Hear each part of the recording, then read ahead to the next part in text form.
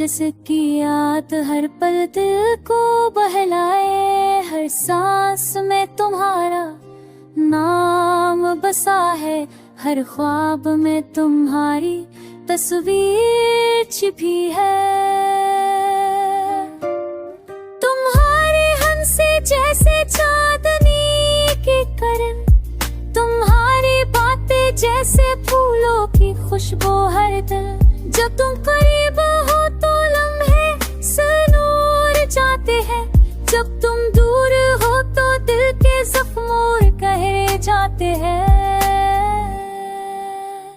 मेरी दुआओं की तस्बीह तुम्हारे नाम से है, मेरी चाहत की धड़कन तुम्हारे काम से है। तुम्हारे लम्हे से दिल के जख्म भर जाते हैं, तुम्हारे नजर से दिल की दुनिया सनूर जाती है।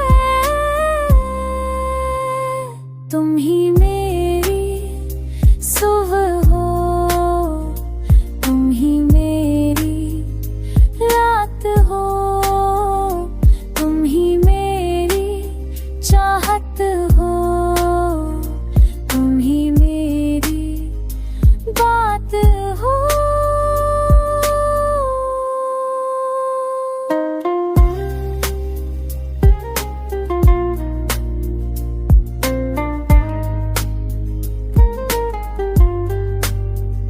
मेरे ख्वाब तुम्हारे अश्क से सजाए गए, मेरे अल्फाज तुम्हारे प्यार के संग कहे गए। तुम्हारे बगैर ये दुनिया सुनसान लगती है, तुम्हारी याद के बगैर